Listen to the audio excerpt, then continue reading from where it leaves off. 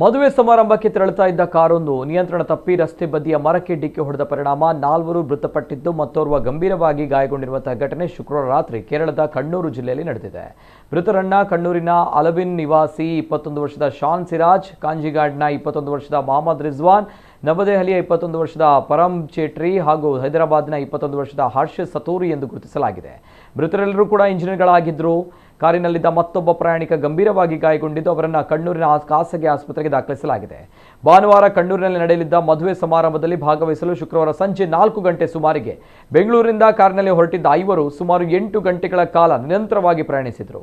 ರಾತ್ರಿ ಸುಮಾರು 11:30ಕ್ಕೆ ಮಟ್ಟನ್ನೂರು ಸಮೀಪದ ಕೂಡಲಿ ತಲುಪಿದಾಗ ಕಾರು ನಿಯಂತ್ರಣ ತಪ್ಪಿ ರಸ್ತೆ ಬದಿಯ ಬೃಹತ್ ಮರಕ್ಕೆ ಭೀಕರವಾಗಿ ಡಿಕ್ಕಿ ಹೊಡೆದಿದೆ. ಅಪಘಾತದ ತೀವ್ರತೆಗೆ ಕಾರು ಸಂಪೂರ್ಣ ನಜ್ಜುಗುಜ್ಜಾಗಿದ್ದು ಗಾಯಾಳುಗಳನ್ನು ಹೊರತೆಗೆಯಲು ರಕ್ಷಣಾ ಸಿಬ್ಬಂದಿ ಹಾಗೂ ಪೊಲೀಸರು ಗ್ಯಾಸ್ ಕಟ್ಟರ್ ಬಳಸಿ ವಾಹನವನ್ನು ಕತ್ತರಿಸಬೇಕಾಯಿತು.